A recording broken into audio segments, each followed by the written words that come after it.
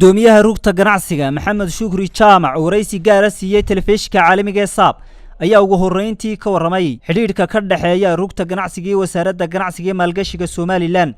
khilaaf maalmihii u dambeeyay u dhaxeeyay ganacsatada Somaliland iyo shirkadda DB World ee dekadda Berbera maamusha, kaasoo ay ganacsatada qaar ka mid sheegeen in ay joojin doonaan wixii ay dekadda kala soo degi jireen ama ay ka dhoofin jireen. rugta ganacsiga Jamhuuriyadda Somaliland oo aan kulmisa dhammaan hantileeda gaar ahaaneed ee Somaliland oo loogu talagalay inay ka shaqeyso danahooda gaar ahaaneed iyo horumarinta ganacsiga guud ahaanba.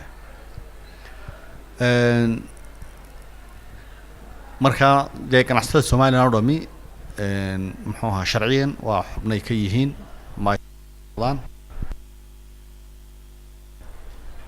ayay ka yihiin halkay doonaan baa joogaan gobolka doonaanba ha joogaan. marka gudiyada gobolka ka dhisan muxuu ahaa hoos yimaada rugta ganacsiga waxa kale oo leedahay ururo hoos yimaada oo inta isku darinba waxay leeyihiin urur gaar ah iyo guddiga gaar ah. gudiyada guud rugta ganacsigana waxay ku leeyihiin xubno. marka rugta ganacsigu waxay xukuumadda waanu dee runtii maamul ahaan waa ka madax bannaanahay waxaanu inagu dee private sector-kaanu matalaa laakiin wada shaqayn ayaa naga dhaxaysa gaar ahaan waliba wasaaradda ganacsiga. ismaandhaafka ama isfaham waagaas dhex yaalay ganacsatada ama wakiilada ganacsatada ee dekadda Berbera ama guud ahaan gobolka saaxil jooga ama guud ahaan ganacsatada iyo shirkadda DB World.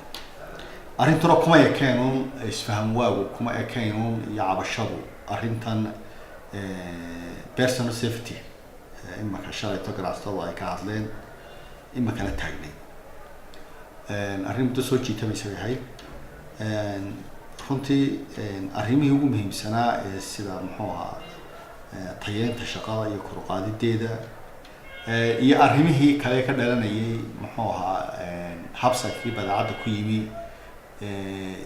storage fee iyo waxaas arrimaha badankoodii isfaham baanu ka gaarnay DB World. ugu dambeyntii waraysigan uu telefishinka caalamiga ee SAB la yeeshay waxa uu gudoomiyuhu kaga waramay furitaankii xoolaha nool iyo laabxumaan maalmihii ugu dambeeyay lagaga cabanayay Somaliland, kaasoo sababayna ganacsatada qaar ka mid ah xoolahooda ka dhoofiyaan dalka aynu jaarkan ee Djibouti. runtii arrinta dee xoolaheenu marka hore runtii war sheegaya in xoolaha Soomaalidu guud ahaan ay dee bukaan oo dalkeena ka jirin oo runahay oo Somaliland ka jirin dalka Soomaaliya ka jirin ku tirkutaan oo cidda muxuu ahaa aan garan waxa uga jeeday ay gudbisay ay dawladda Sacuudiga ku go'aan qaadatay xayiraad ku saartay xoolihii guud ahaanba uga imanayay Soomaaliya gaar ahaan Soomaaliya. arrintaas arrin aan cadaalad ahayn oo muxuu ahaa aan sax ahayn iyo muxuu ahaa nabar si muxuu ahaa dee xaq darreen ugu dhacay ayuu ahaa. Ali Fahad Maxamed, SAB TV, Hargeysa.